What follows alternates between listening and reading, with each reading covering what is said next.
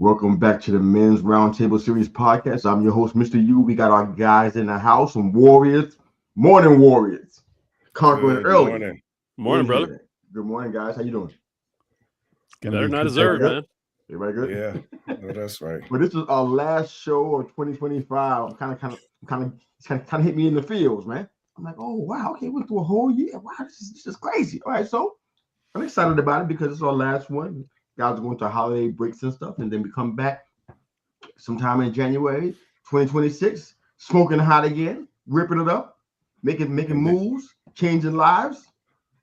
All of the testimony that you guys, well, some of you guys haven't heard about it, but trust me when I tell you this. If you're watching the show for the first time or you're listening for the first time, this is not just another podcast. That would be easy for us if it was that, but it's not that. And people across the country, I'm hearing testimonies from everywhere. Not global so much yet, but across the country, people's lives are changing because of what they hear on this show. Men in this safe space talking about issues that are germane to men, and they're making changes. Life changes. Life is happening for them, and it's happening in the best possible way. And it's because of you guys, the guys on this panel, sharing their testimony and lives and being transparent about what they got, what they get good, what they get right, and what they don't get right. And people are being changed by it. So I'm excited about keeping this going and for you guys to be a part of this incredible movement. So thank you. Just want to say that up front, man. Thank you guys for doing this and being here, man. I appreciate you having me on with distinguished gentlemen. The diversity of voices always is important. Yeah, man. Thank you for providing us with this platform. My pleasure. Absolutely, man. My pleasure. Absolutely, 100%. Thanks for inviting us, brother. My pleasure. All right, so look like Aaron's having a few issues. Come on, Aaron, figure it out, brother. So we can get you in here, man. All right, so we're gonna talk about now. If you've been watching, we started this in June, so it hasn't been a full year yet, but it's been more than 6 months, and it's been hot fire since we started. But we talk about issues that we believe are that matter to men, things that we have issues with that men naturally and globally deal with. I'm honest about it. We don't always get everything covered, and we have time restraints and stuff, but we always want to get into some stuff that's deep for us. And today we're going to talk about discipline in a digital world. Now, I know it's not a man issue, but because we're talking to men, that's the perspective we're coming from today. So let's kind of kick it off with just an idea, because I have a question about this. I want to hear you guys' thoughts on this. Regarding multitasking, first off, are you a multitasker, and is that working for you? Because my mindset on that has changed over the past 12 months or so. It's been a little bit different. But are you guys multitaskers? Is that working for you? Talk about that a little bit. I'll jump in on that one, man. I like to think I am, but in truth, I'm not. I end up catching myself all the time. I'll be in the middle of working on something, and then something else pops up, and I go, "Oh, let me take care of this real quick." And I literally have to stop myself and go, "Wait, stop, no." Go back to finish this, right? So it's an ongoing battle, man. I mean, people think that multitasking is like something to take pride in. I'm doing all these things at the same time. We can't do that anymore. Back in the day, like when I was young, and dinosaurs roamed the earth, everything was really cool, and you could multitask because you only had a few tasks to deal with. Now, with everything popping up like every 15 seconds, you can't multitask, man. You will get buried. And just was it even good back then? Well, I thought it was. If you're honest about it, now I realize it's good back then. We thought it was, but was it really? We thought it was, man. But yeah, now we know. Anybody now we know else? better. I know that's right. Anybody else? Are you a multitasker, and is that actually working for you? I concur with what Rory said. I thought I was a good at it, and then reflecting back, man, I was doing too much. And I guess as time and experience and age hits us, we realize that our capacity to pay attention to more than one thing at the same time is just not there. So I try not to do it. And I have to remind myself to slow down. Like, stop, finish this task, move on to the next task. And for some people, it may work. For me, I tried it. I thought it worked. I wouldn't encourage it. I don't know how it works, but the math is just not mathing. People talk about, I grew up hearing this, and it took me a long time to challenge it, that we want to give 100% to everything. I'm like, math-wise, I'm like, okay, so we're giving 1,000%. We only have 100. So how is that working? So I felt like, all this back and forth and this switching and this multitasking, we're not really effective. We're kind of giving minimal effectiveness in these different places, and it's not the full scope, I guess you could say. Think about this for example, before you guys jump in. As a kid, I don't know if you guys were like me, but in the city, kids were really bored. We had limited things to do, so I found ways to entertain myself. So I found out that a magnifying glass, you can magnify the light from the sun, and you can burn things with it. Now, when you're out in wherever you live, if it's 80, 90, 100 degrees, for you, it's like, oh, it's scorching hot. I'm melting it. And you get real dramatic about it. But if I put a magnifying glass on that same heat you're talking about and put it on something, it's 10 times, 100 times more intense. And I feel like if you're multitasking, you minimize that level of effectiveness.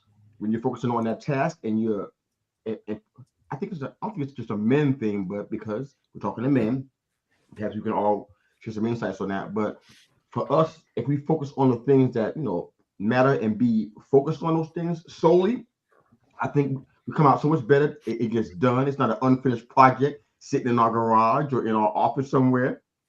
Our wives are tripping over it because we haven't finished, what we started. But somebody else, go ahead and jump in. Are you a multitasker? Is it working?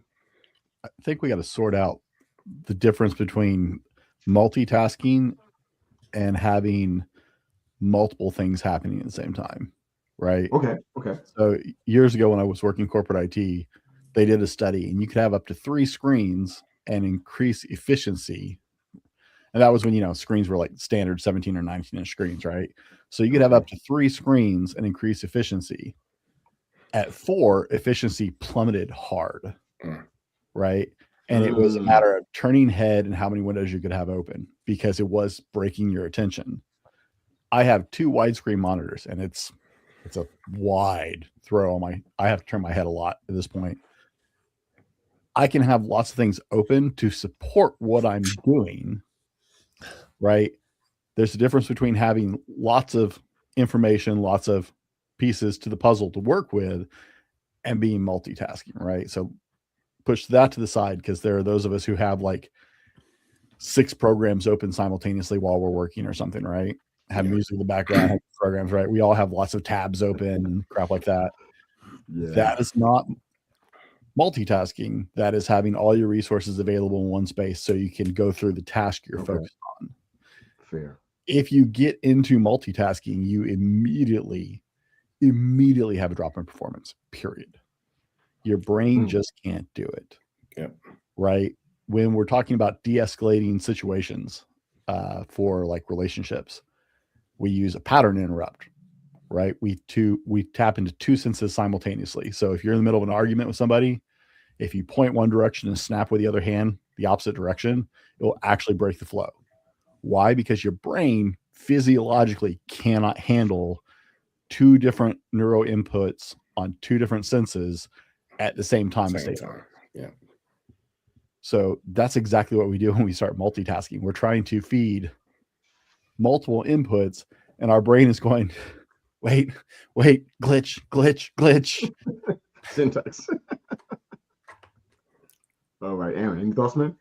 Yeah, I actually experienced this a lot. I'm a horrible multitasker, but I'm also a solo parent.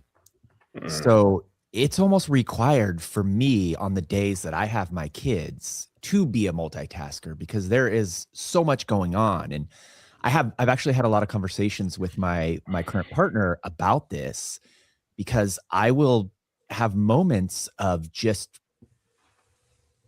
very like brash communication, because I am multitasking. I'm making dinner, my kids' homework, I'm doing all of these things. And I'm also trying to send a text message to, this person who adores me and loves me. And I am saying the most minimal words possible in the most straightforward way because I'm doing 10 different things. And Gotcha. it actually was affecting my relationship because she's like, oh man, why are you talking to me this way? And we had to have a conversation about how it's actually my issue is like, because I'm trying to multitask when really what should happen is I should be focusing on what's in front of me, my kids, the dinner, whatever it may be, and not trying to add this extra, communication in there and it going horribly. So, like this conversation, it hits home because it happens to me quite often.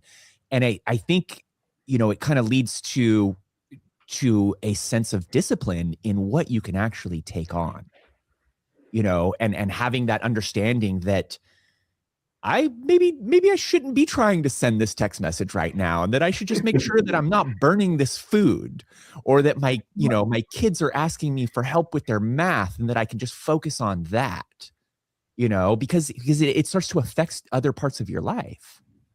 Yeah. I think that's what everybody's saying. It sounds like, right? Anybody else? Additional Yeah. thoughts? Adding on to what Aaron just said about dialing in on where you are, there's a reason why we're told not to text and drive. We know the dangers of that, right? That's as simple as an ask that we can do for each other as a society. So if we think about multitasking in that same way, driving and texting, don't do it. Minimum tasks in your house in regards to having a conversation with your spouse, not the time to be doing other stuff.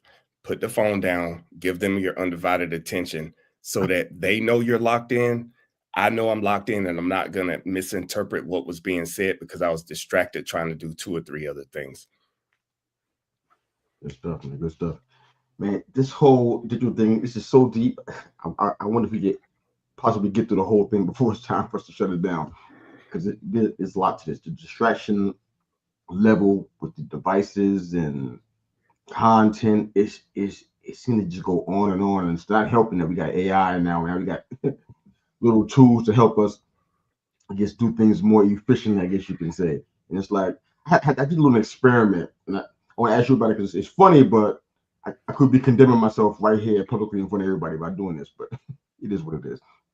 But I had to ask myself, how many apps do I have on my phone?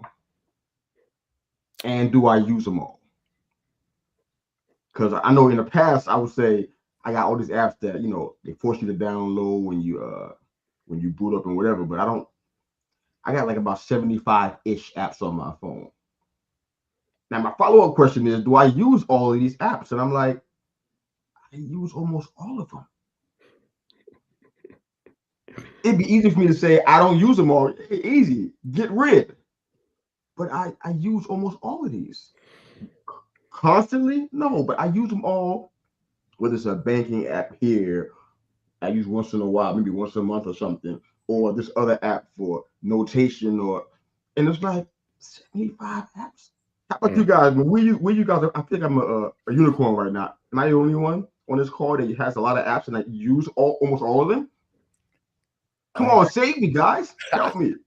I think I'm drowning right now. Brother, I'd love to save you, but I have a handful of apps I actually use on a daily basis.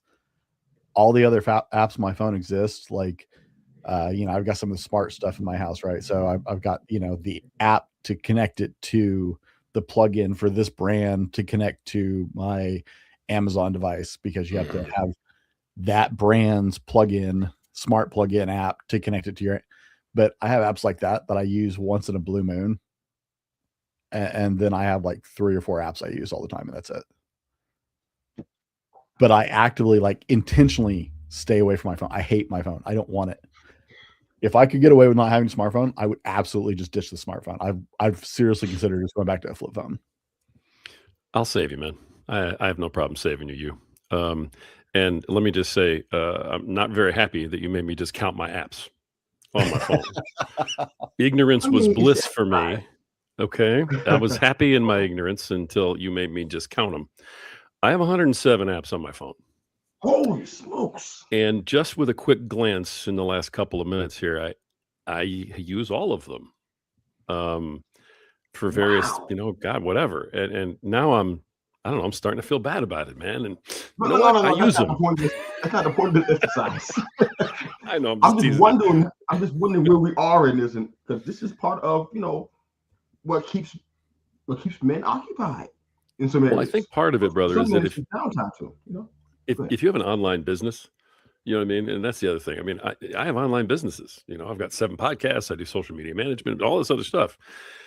I mean, I've got like 4 pages of apps of just little things I need to use here and there and back and forth, and just editing apps and this. And if I need that art, I go here, and that art, I go there. And you got one app for some music, one app for a picture, one app for a video. I mean, there's all kinds of things you got to Yeah, it goes on. You know what I mean? On. So you got to have all kinds of different accounts to pay for all kinds of different things in all kinds of different ways. It's like there's lots of stuff you need on your phone if you're working online. So, I look at it and I feel okay about it, though. I got to be honest with you. Number of apps, I don't think is the issue. I feel So like I want to throw you that lifeline. The financial level that you are on, I'm sure you do feel great. I don't feel good in comparison. I'm like, well, I can't afford to do all of this. I'm like, wow, where am I at? What am I doing wrong? So I feel like in the reverse. Like, I don't feel great about it at all. Happy for you, but don't get me wrong. I have a ton of apps on my phone. I just don't use most of them, except that I have the same reason Rory is. Oh, I got to jump on and look at this account. Oh, I got to jump on and fix this. Right. I only use like 4 or 5 regularly. But I still have a ton of apps. That's the part, Brent. That's the part. You only use 4 regularly. I can't even try to have to put a 0 on the end of that. Yeah, but you know regularly. How hard is it to actually like get me to respond to you? I mean, you're my friend, and I'm not even going to do that to you. So I just don't like phones, dude. You know what it was? I had that wake up call, and I realized how much time I was spending on my phone, and so my brain has just flipped a switch where I try not to touch it at this point because I realized how much time I was spending on it. That's fair. Aaron, Steve, I don't know what you want to answer at this point. Where you guys at with this? This is a thing, isn't it? For me, it's really interesting, and I think I came into this talking about being a parent, but my kids are our biggest mirrors, and they actually are really good about calling me out when I'm on my phone. And, so that has been a big sort of it's been a big, big reckoning, so to speak, like, because attention that's the biggest value, right? Like, we live in a day and age where currency is not actually money. It's attention. It's what apps you're using, what shows you're watching. And it also applies in your household. Are you paying attention to your phone, or are you paying attention to the person that's right in front of you at the dinner table? And my kids are really quick at being like, Dad, get off your phone. So for me, it's like, yeah, I run an online business. I have to use all of these things. I'm on social media, I'm promoting, all of these advertising, all that kind of stuff. But I have to be conscious about how much I use that, and when I use it, and when I'm in, especially when I'm around my kids. My son will be like, put your phone down. 10 years old, he has no filter whatsoever. And he calls me out. And, I think that's kind of a really good commentary to where we are in this world, like the younger generation, and how much time we spend on these digital devices. Because they don't have a filter. They're not going to just let you, do it. At the same time, how often, I'd love to ask all of you guys, is like, how often are you in a conversation with somebody, say at a coffee shop or something, and somebody is in the conversation, shaking their head, listening to you, but also on their phone doing something else? Like, to me, that just burns me up inside. I'm like, man, just pay attention. Like, you can do. I'm with you, man. I don't like when that happens, man. Exactly. But it's and it may just be me being in my 40s and being the grizzled, turning into that grizzled old man, because I feel like the younger generation is like, they're completely more attuned to multitasking and being able to actually have this conversation and be doing things on their phone and have complete attention. and understand and retain everything that you're, I could be wrong. Maybe they're good at faking it, but that's like, it's really common for that to happen. And it just like, it really gets me, man. Yeah. Okay, so I don't know if the issue is the number of apps that we have. I like to use a lot of practical analogies, right? We all have tools, right? In our shed or our garage. Do you ever ask yourself how many tools do you have? No. Most of the time we don't. Not and enough. We have tools for specific things, because when you need a tool and you don't have it, you got to go get it. I think of apps the same way, right? They are all tools in my toolbox. When I need to pull them out, I can pull them out. Some I use more frequently than others. Others, they're just there, and I may need them or I may not. It doesn't mean it's a bad thing. It just depends on how much time you choose to give to the one or two. So if you're using 4 and you're using 4 too much, that's as bad as having 200 apps, So that's where I would come down on it. Thank you, the Steve. minds behind the app store are going to make you their mascot. So, Yeah. like, thank you, Stevie. That's why we did it because of you. Well, to tag in back to what Aaron said as well in regards to our attention span, I think when we were younger, we did think we had the ability to multitask and do multiple things, because our brain is young, it's fresh, and our hard drive was able to process more at a faster rate. As you get up in age, that processor don't work as good as the newest Intel processing chip, right? We still may have a Windows 2000 processor. Oh boy. And it's only going to get worse, the older we get. So we have to actually, in order to be effective in our communication, we almost have to tell ourselves, stop, give this person or this thing my attention, because that's all the hard drive space that I have for this thing.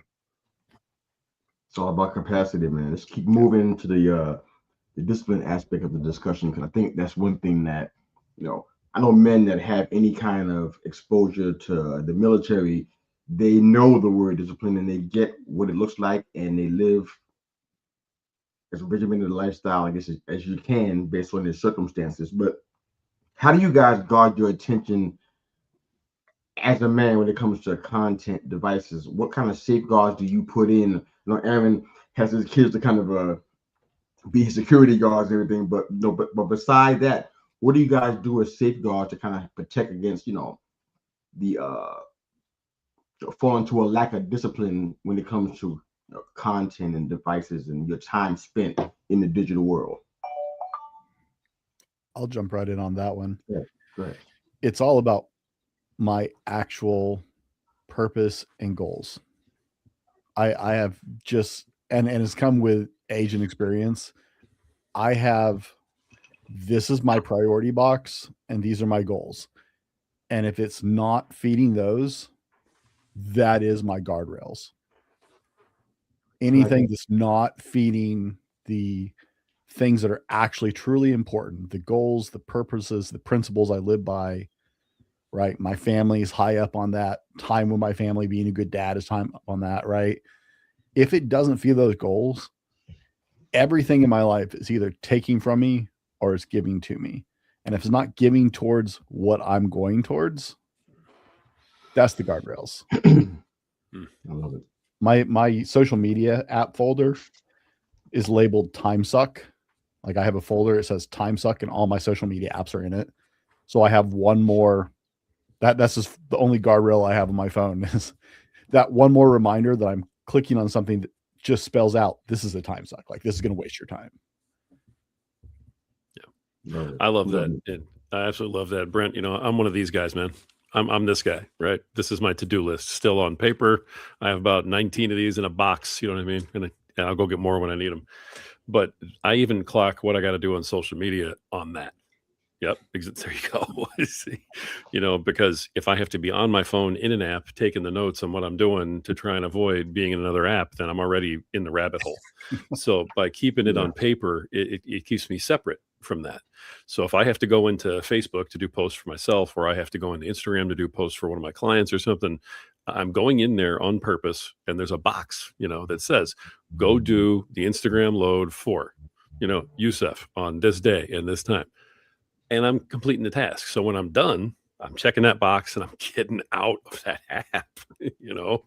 And so that's the discipline, I think, of like going in, getting out in terms of our time. You know, I love the question because you could go anywhere you want with that in terms of the discipline portion of it, because we have to have discipline about what we're looking at while we're in there.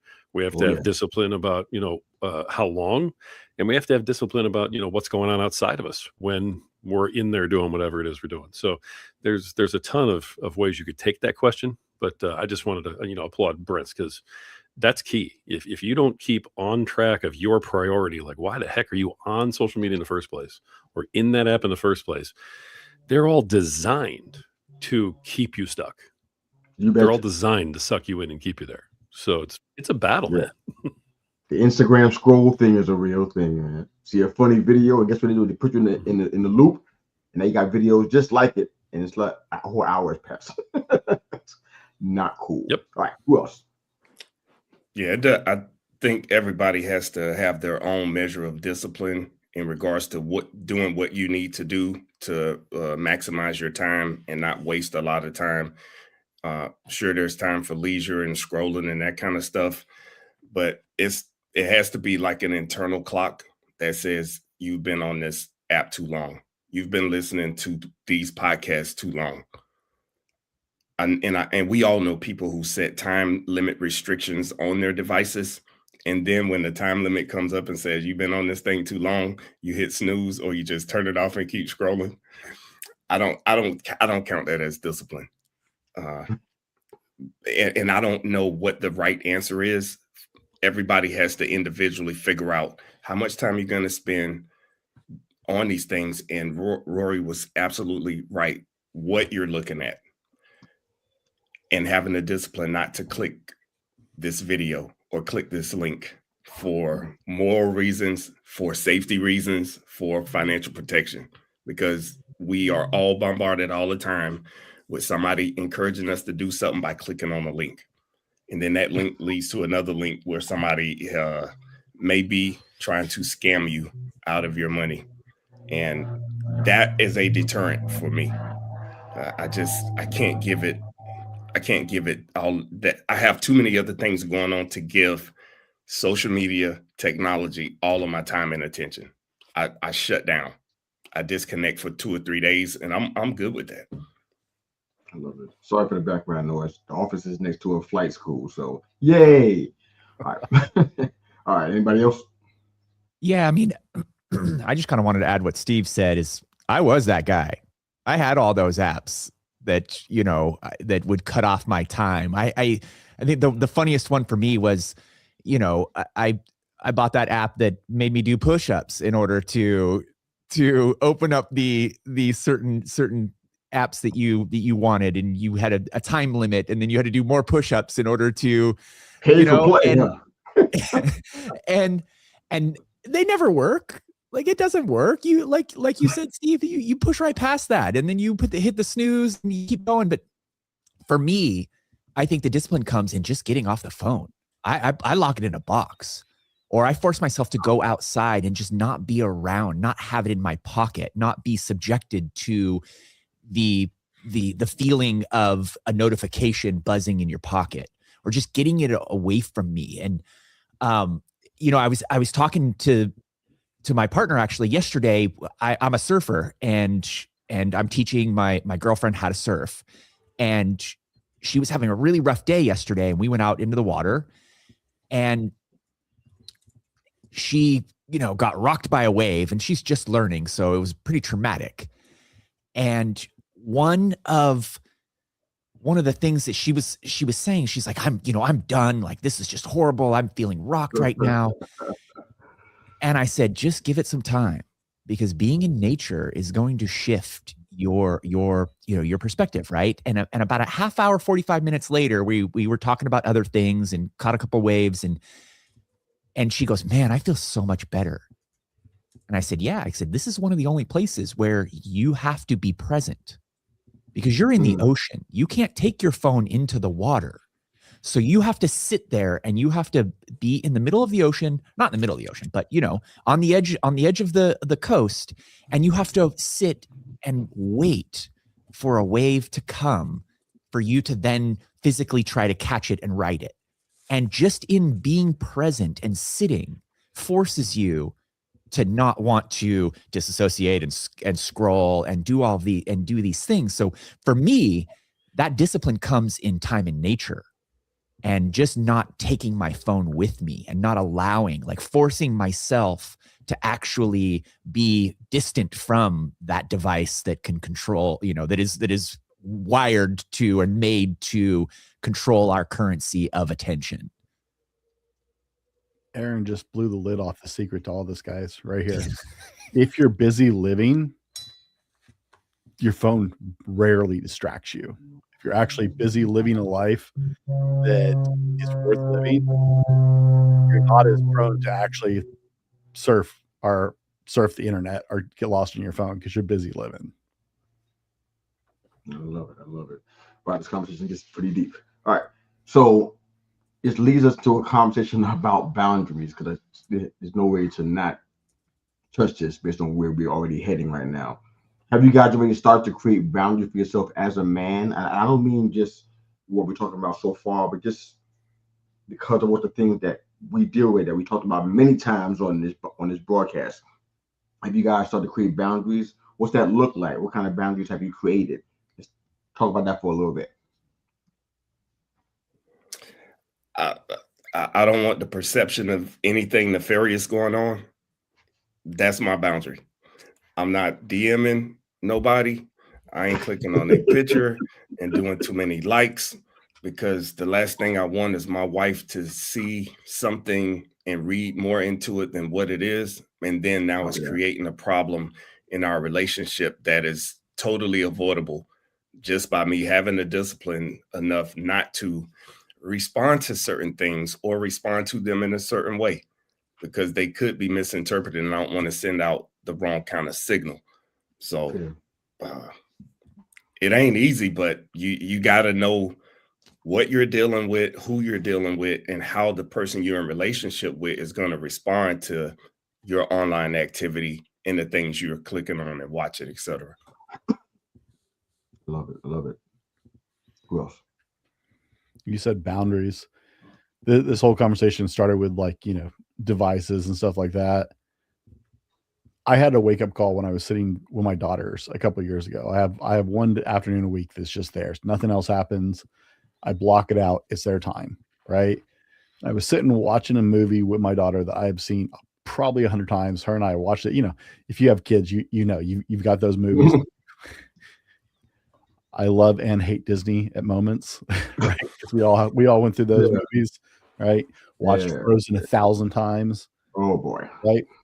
I was sitting watching. That's the rabbit hole, right? I was sitting watching a movie with my daughter, and it was a movie we'd seen tons of times. And she reached over and put her hand on my phone and pushed my hand down. I said, "What's up, baby?" She said, "You said you were hanging out with me." I said, I'm right here, baby. You're cuddled up with me, right? We've seen this before. She said, "You're supposed to be here with me." I said, "Do I need to put my phone down?"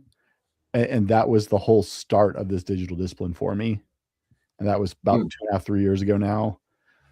And that bleeds into the boundaries for me start setting in, because it's taking time to learn that my attention is the most valuable asset I have.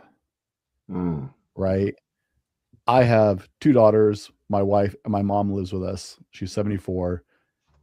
I have 4 people who want my attention all the time. And I make my living on social media, on YouTube, on podcasting, right? That's where so the world is fighting for my attention. I'm fighting to keep their attention. But I have 4 ladies in my life who want my attention constantly, right? And we won't even talk about my dog, who is just an attention whore. But Wow. We all have that. Well, we all have the dog, right? The dog is my best friend. She loves me more than I love her, I'm pretty sure.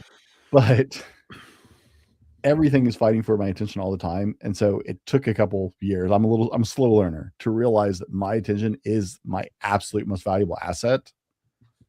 And so I started setting in on just hard boundaries. You and I were talking on the side. No, I don't get email notifications on my phone. I get text messages. I only get text messages from certain people. I get phone calls, and I get my alarm clock. And that's the only notifications on my phone, despite having way too many apps, because I'm like Rory. I've been sitting here counting now since you asked. That's great. That's great. I only use 4 or 5, but I got way more than that. How are you doing that? Right. I don't have notifications coming. I have notifications on my computer, not on my phone, because my phone goes with me places. And I don't. But you be at your computer longer because everything's going over there. It's like we're not avoiding this. Once I walk away from my computer, I'm done. I walk away from it. That's why they get a response back. Yeah, exactly. It's hard boundaries, and it all because I have 2 little girls and a wife who wants my attention constantly, and our schedules are insane. And so I protect those boundaries really, really hard from the outside, because I realized that day with my daughter that things were taking my attention that had no value in my life were stealing my attention from my kids. And so I started this whole crusade, and I've been setting boundaries in place. When I walk away from my computer, I don't get notifications from my computer. When I'm on my phone, I don't get notifications. If you call me, I'm going to hear that. That's about it, right? And it's because I choose where my attention goes now. I've certainly been guilty. Like, I've jumped on Instagram. Instagram is my weak spot. I can doom scroll really easy. I'll jump on there to do a post, and then I'll see something and start that doom scroll, and it's like, nope, oh, right. And I will go move my phone to another room. It's not easy. Everything wants it. You have to figure out the boundary, and the most important boundaries you set are those that protect your attention. Everything else is going to fade out. I love it. Thank you, sir. Aaron, go for it, man. I'll go later. Oh, no, you go, Rory. You guys are going to fight over who's going to go? I mean, that what we're doing? Really? You guys are both. All right, you're killing me, Aaron. I was trying to be polite. All right. All right. I'm actually really proud of myself on this one, and I don't get that often. But because my wife and I have been working on this for a long time. When we had 3 kids, and they all did sports, and so we, for a very long time, had kind of one of those rules, like where we limited stuff. At the sporting event, it was really important to make it there, and we found out pretty quick, well, if you're there and you're on your phone, then you're not really there. And so, phone's only for pictures. You take the picture, you put it away. And if we're at a football game, the whole family's there with us, so no one's going to call me about anything that's an emergency. My whole family's at the game, so phones are off, like all the way off, not even on silent, just off. Oh, wow. So that we can be present in their events. It was easy to start that way because they were set events. And my kids were all, big athletes. So it was like, all right, football, track, whatever, no phone. Then we were able to take that over into, hey, we go to dinner, phone's in the middle, stuff like that. My boys jumped on that, and they started doing that in their own lives. And so, we go to dinner with them a few weeks ago, and my youngest son, without anybody saying anything, he and his wife just put the phone in the middle of the table. And they lead the way with it. And I'm like, oh, look at that. So me and the wife are pulling our phones out, putting it in the middle of the table. It's like, all right, cool. Once you establish it and you realize the importance of it, like, Brent said, once you get the idea that it's important, then it's just repetition, and then it's just set that boundary and move on. Especially when you have an online business, you absolutely could get contacted every 5 seconds about something that needs attention. And if you don't stop, I mean, you're going to work 24 hours a day, 7 days a week, so you gotta just stop, and now my wife and I are working on the stuff with just us. So, Sunday's my day where I don't schedule anything, phone is minimal. And then we have those times when we're like having dinner or doing something together, and it's like, phone's off, forget it. You're not going to reach me on a Sunday 9 times out of 10. So just how it goes. But it takes a little while to get there. But once you have that big moment like Brent had, where, you're brought to tears by your kid, it's like, there's no discussion after that. It's like, boom, done, boundary. Yeah, it's hard to. There's no comeback for this.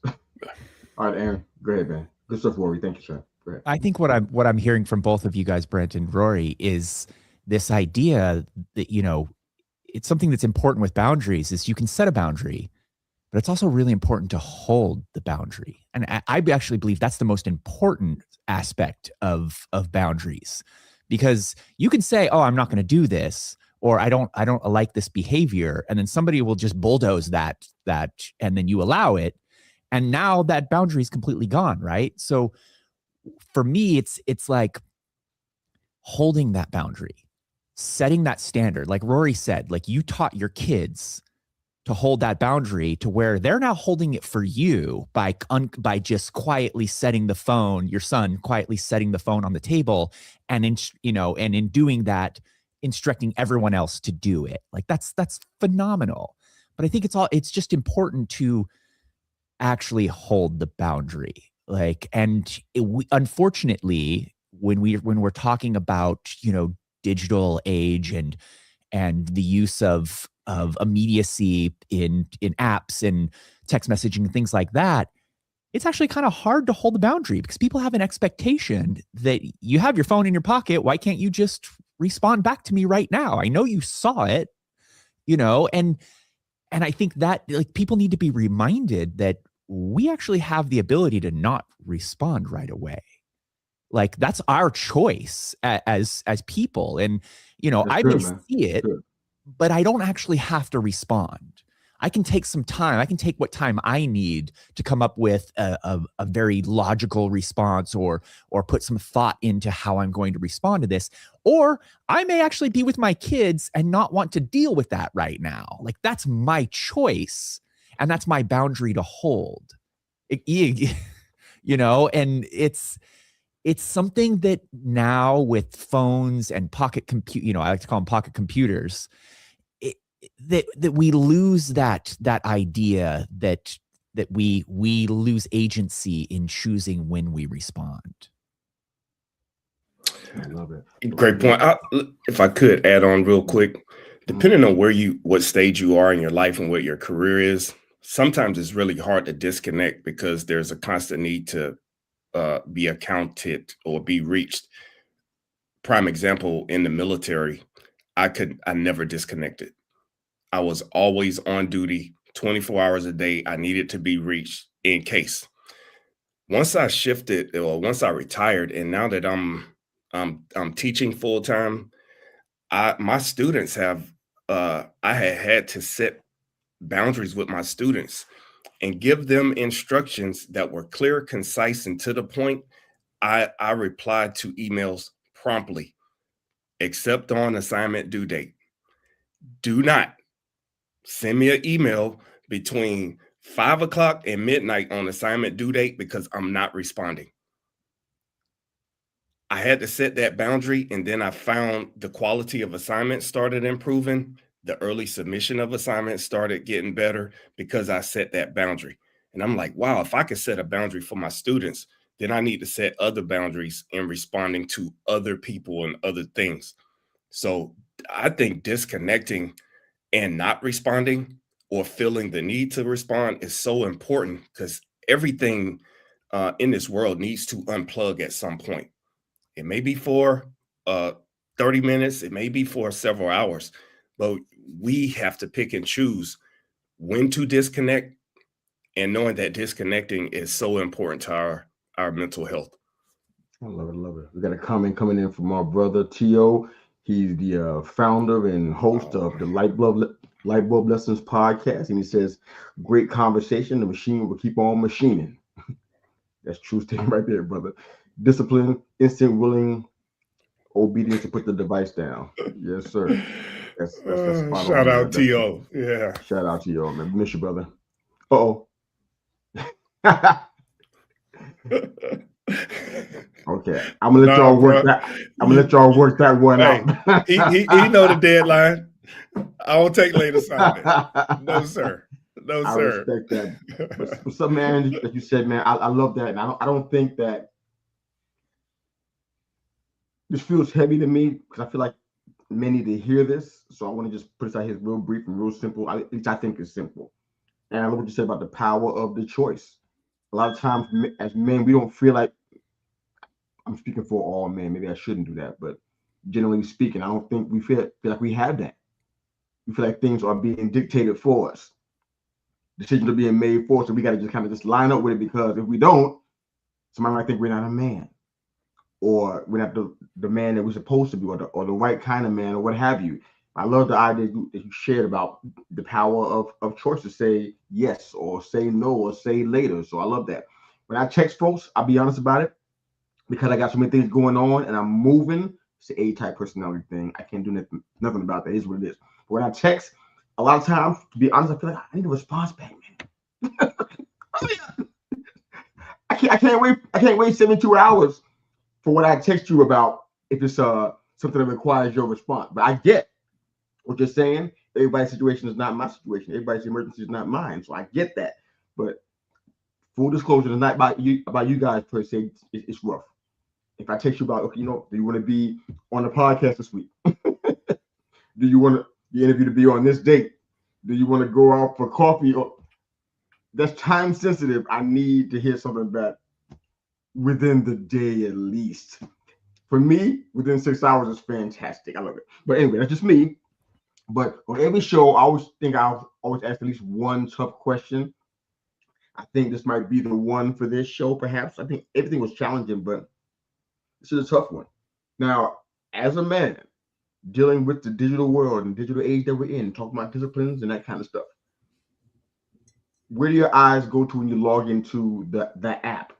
What's the online indulgence that you got to fight against the most? So there's kind of two questions, but the answer is probably it should be one answer though. That's easy. I'll jump. What's a distraction for you? Yeah, I'll jump on that one. The DMs, man. DMs immediately. Yeah. I'll be putting together show notes for a podcast, and I'll pop into Podmatch or something to like get a website, off someone's account, and I'll see that little indicator that says, four messages waiting for me, and it's like it's like an alcoholic trying to not have a drink. I'm like, I gotta check the message. Someone's trying to reach me, and especially on a DM, because it's like, okay, someone sent me a DM. It might be Mr. Yu. He needs me to respond right now. So I need to get on that message, man, because the expectation is that we all see it immediately and we all can respond immediately, and no one's too busy. And that is the expectation. It's fair, So when that's what everybody expects of you, it's like, oh, well, if that's one of my coaching clients and I don't respond to them, then maybe they're going to get mad and then they won't want to work with me anymore because I took too long and I'm not giving them attention. That inner battle, oh my God, that inner battle is all day, every day. Every time I open another app, that DM, that message, that blink, it's like, I've got to know now. That's the hardest part. Easy, hands down. That is tough. That's a tough one, man. Ooh, wow. I'm feeling the weight of that over here. I think I'm guilty of it. That's why I probably. Me too. Who else? Who else? Anybody else? Mine's the doom scroll. The doom scroll. I'm generally so disciplined about staying focused on what I'm trying to do, and my time is tight, just like all you guys, right? I've got 4 shows. I produce other people's shows. I've got digital marketing work. I freelance for people. So I've got those clients I'm dealing with. And then I've got my family, right? And whatever my family's involved with, whether my kids are involved with a play right now, or whether it's basketball season or whatever, right? I've got that stuff going on. And so I'm usually so disciplined about just moving from one thing to the next. The only time I slow down is when I sit down with my family to watch a show or two before they go to bed or something. And so, because I normally run 14 to 17 hour days at least, it's so easy for me when I jump on Facebook or Instagram, particularly, because, if you're a content creator, you actually have to get on those platforms a little bit and at least respond to some other people and comment on some other people, or you get no traction anywhere. It's why I have smaller followings on social media, because I don't do what you're supposed to do and jump on LinkedIn and spend 15 minutes commenting on other people's posts. I don't do that. Otherwise, I would have much larger followings. Because I hate those apps. I don't actually like to spend time on them. I jump on, I post, I jump off. But then I'll see something from one of the people I actually care about following on Facebook or something. And all of a sudden, when I jumped on to post, I catch myself scrolling for like 5 or 10 minutes. And then that 5 or 10 minutes goes to an hour is gone, right? Or I'll do the same thing when I'll jump on Instagram to post something and I'll start scrolling. And then it's like my brain goes, I can breathe, I can check out, I can just be numb for a few minutes instead of being focused. And that relief of not being focused, because it's you know it's hard to be focused all the time. You know it's hard to stay on task all the time, right? You have to discipline your brain to do that. Oh yeah. And so your brain's like, woo, right? This doesn't actually matter. No one gives a crap. This isn't going to burn the world down. And so I'll start doom scrolling, especially my particular weakness is like politics. I follow way too many politics stuff. And so I'll start scrolling on that, reading about politics, reading news stories. And then it's like, oh crap, I lost 30 minutes or 40 minutes. And I didn't really have that 30 or 40 minutes to lose. Yeah, I couldn't agree with you more, Brent. Mine is reading too much. And that may sound like counterproductive, but I read 50 to 75 articles every day. I'm constantly reading because I'm constantly trying to stay up on current events and talk about those current events as it relates to communication and public speaking. So I'm always bringing new content to the classroom with my students. But man, I spend so much time reading and taking notes, and I could have a conversation with a student and read an article. And now I'm emailing the student this article. Hey, look at this. And I'm like, what am I doing? It does fulfill me though. But man, it can be time consuming, just reading and reading and reading and reading. I'm not always posting or commenting, but I am reading the article, and then sometimes I'm reading the comments at the bottom of the article to kind of get a vibe for how people are responding to what's being written. So that would be my vice is reading too much. And I never thought I would say reading too much it could be a bad thing, but for me sometimes it's not. Moms and dads around the world are happy. They're clapping it. They celebrating this thing. All right, Aaron, how about you, brother? Anything to add to this? Man, rounding this out, like I'm probably an equal mix between what Rory said about, reading the messages and the, getting back to people. As someone who's building a business and a coaching business, and, I feel like I have to get back to people. I have to connect, and I'm not being fast enough. And, but then also Brent, man, like I'm doing exactly what you're not trying to do, is like I'm posting content on social media, and then that leads to having to send messages and having to, like scroll on certain things and be an active member on social media. And it's time consuming as hell. The last one though, that really gets me, and I think you guys are going to laugh about this because some of you have been in podcasts with me, is having conversations with people, talking. I will end up in a conversation with somebody and 45 minutes will go by.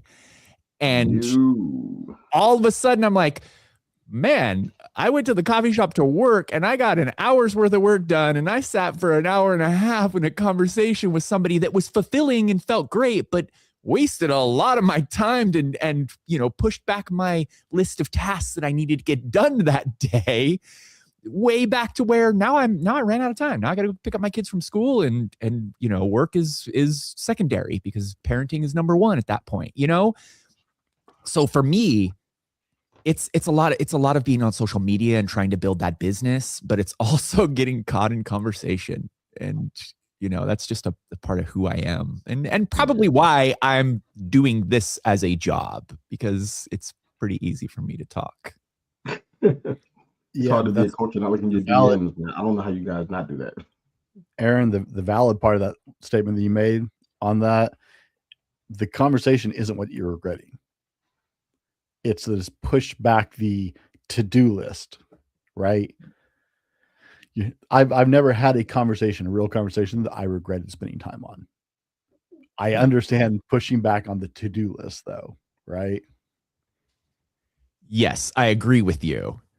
I guess for me, I have like a little guilt because it'll be a conversation about someone's dog or something that's not, and there's fulfillment in that because you have an emotional connection and you're connecting with people and that has value to it. It's just one of those things where I was like, man, I really had an agenda, trying to be disciplined about getting my agenda done. And, and then it just got thrown out the window. You tried, Aaron. I only have one more question left, but one of our commenters dropped a question and I want us to touch.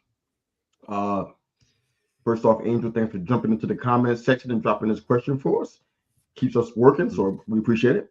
Says, as AI becomes more integrated into daily life and people grow increasingly reliant on it, how does digital discipline determine the kind of legacy we leave for future generations? I had a question along that line, but it did sort of cutting room floor now, but you brought it back out, so thank you. I love it. All right, so great question. How does digital discipline determine the kind of legacy we leave for future generations? Anybody want to jump after it? Yeah, I'll jump in. I'll say I heard an analysis about the dangers of using generative AI and how it's going to affect this generation and future generations. And the argument could be framed like this. We are giving people a tool to use and not showing them how to use the tool. Okay. And if I give all of you a hammer, it doesn't make you a carpenter. It just makes you a dude with a hammer. And if you find a use for that hammer, you'll hammer screws, you'll hammer everything because that's the tool you have. So the tool of generative AI is not going to destroy the world if we teach young people how to use it, which means we have to jump in and learn how to use it and use it for the right and productive reasons. So I'm not afraid of AI. I embrace it. I'm not going to reject it because people are using it. But if they are using it, I encourage all of us to be inquisitive about how are you doing what you're doing in the AI, and is it giving you what you need it to give you? Which is one thing, again, I challenge my students with. If they want to use AI to help them with an assignment, I encourage them to use it and cite it, but not create. And then I have them physically show me in class on the board what they did with the prompt. And then I can show them different ways of prompting to get various answers and then comparing the results and not just going with the first result that the machine spits out. So that would be my answer to the question.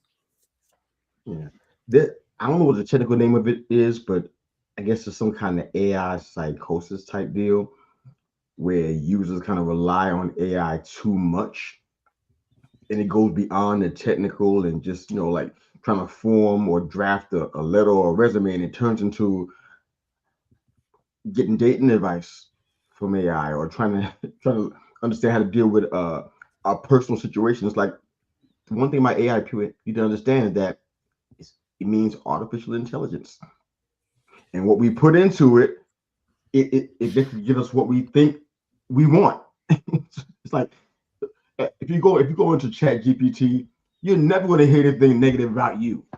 It's always going to be spot on. You're the best. The whole world loves your show.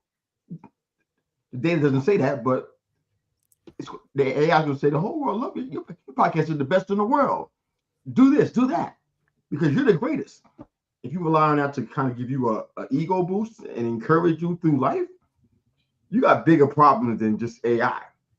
But as far as the kind of legacy, I want to hear from you guys, from the rest of you guys. What kind of legacy I think you guys answer that to a degree, but what do you think is how is discipline going to help create the kind of legacy that you think is needed for future generations? What are you guys thinking about that? Without digital discipline, you will not leave a legacy, period. There is a difference between legacy and memory, right? Okay. You can die and leave no legacy because you were so self-involved, so self-focused, so just not a person who actually interacts with other people or does something to try and make the world better. You can leave no legacy. If you don't have digital discipline, that's exactly what you're going to be. You're going to have no legacy because it will distract you. This is a multi-trillion-dollar industry to steal your attention 24 hours a day. Companies are spending billions of dollars a year learning how to keep you attached to your phone and to your screen. Every social media app, the media companies, the movie industry, period. They're all spending billions of dollars a year mastering keeping your attention. Without digital discipline, you will not leave a legacy because you will not impact the world around you. All right, who else? I think that there's actually a way to kind of intermix both what Steve and Brent said. Again, like you said, Brent, this is something, and Yusuf, you said this as well, is like, this is an industry that's not going anywhere. They're spending billions of dollars in AI to maximize that, right? And I think we have a responsibility to try to use that to our advantage. And I say that very intricately because we could easily use it to do all the things and not actually use our brains. Like Steve said, that first initial prompt that you put into ChatGPT does the work for you. Now your brain immediately goes, oh, I don't have to do that work. I have this machine that can do it for me. And it almost turns us into the movie Idiocracy, right? Like there's potential for that. But there's also potential to maximize that and learn how to create prompts that will do the things that will elevate your legacy and elevate. Like I'll give you an example. As a writer, I use ChatGPT, but I don't use ChatGPT to or whatever AI app to write for me. I use it to be a non-objective magazine editor to really push me to be a better writer, to really get in. And I use examples of, famous editors and using all of their style to then critique what my work is and to push me to actually be better at what it is. I spend hours and hours actually working with that as a way to elevate what my writing does. And sometimes it doesn't work at all. And I have to understand, like, okay, this is not working. Like, let's go in a different direction. But I think the key thing is that, what Brent was saying is like, this isn't going anywhere. And if we don't have digital discipline, and we don't have discipline in using the tools, it's going to use us instead. There was a really funny video that went around. I'm sure you guys might have watched it, but it was a video making fun of AI. And what happened was a guy walks into a bodega or like a little market, and the attendant says, hey, how can I help you? And the guy freaks out and he, I don't know how to answer this question. Goes into ChatGPT and says, the guy just asked me, how can he help me? What do I do? And then it gives you, gives a response. And then he reads the response to the person. And then that person goes, oh, he wants, a hammer. And he goes, where are hammers? And then goes into chat, and it's like this whole back and forth that is used, it's using the ChatGPT or whatever AI to answer for us. And I think what makes that video so great is that that's the potential of where we can go, where we don't actually have our own thoughts and our own opinions if we allow that machine to do the work for us. Copy that. All right, we got time for one more question. Hopefully we can move through it pretty quickly. Then, of course, if you have any desires to share your info with our people so that they can follow you, keep up with you, and put that in the main chat. But here's where I want to end the show. We talk a lot about men supporting other men, collaborating, extending ourselves to other men, and being examples and support to them, because You understand what they're going through. We're talking about being in over-connected world, like what we're talking about right now, with all the things that challenge us and entertain us. Where's the accountability for you personally in this? I know that so you mentioned your children and them kind of slapping you in the hands and put your phone down, but beyond that place, are there other men that you have that are part of or symbols of accountability for you, like an accountability partnership to deal with issues like this? Do you guys have that? Do you find value in it? Would you like to do that? Do you hate the idea? Kind of share that real quick, and we got a limited amount of time, so be brief as you can, please. Go ahead. Thank you, T.O. I think there can be a lot of value to it, but it also depends on the personality of the person, right? I don't use regular accountability partners. There is a lot of value for it. I'm a coach as well, right? So I understand some people need help holding accountability. Some people have things in their life that hold them accountable without having another person involved. So it really is going to boil down to your personality type. Some people need that extra person who is going to call them on it. Some people just have people in their lives who are going to call them out on stuff like this anyway. And so it is really going to boil down to who you are. It's not a bad thing, but it's really going to boil down to a very personal issue of, do you need somebody, or do you actually have people who are going to call you out on things? Got it. Thank you, sir. Who's next?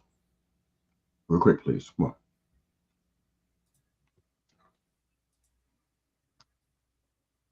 Hurry up. All right, I'll go. And you, that was a very smart decision of you not to give me the mic talking about AI, because you know how I feel about that stuff, brother. But anyway, as far as this goes, I have an accountability partner, and I have a group where we have accountability partners. And I understand where Brent's coming from, because I have for a long time, I felt like, hey, I'm leading the group, so my accountability partner is the group. But I also believe that every coach needs a coach, and that coach needs a coach, and then that coach has a coach. And at some point, everybody needs a mentor or a coach that they can lean on.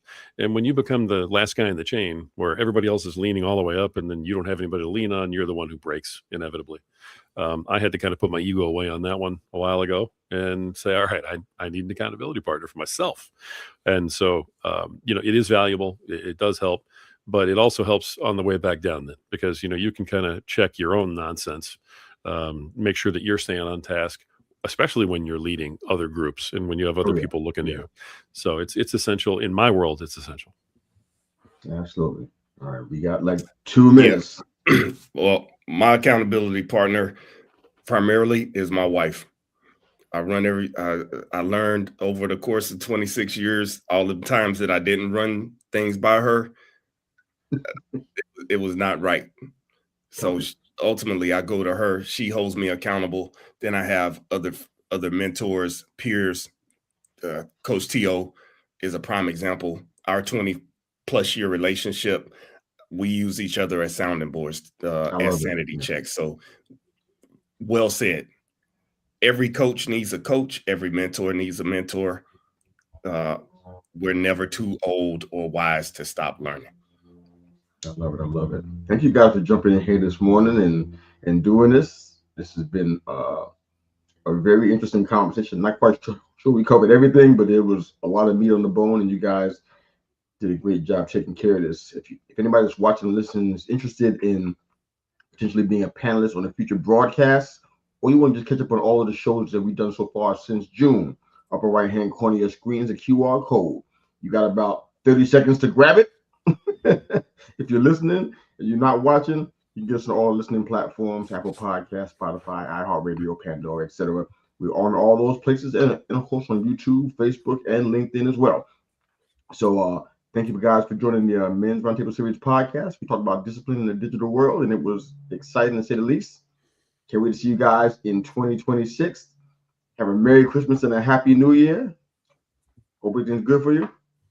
Thank you guys so much for being here today.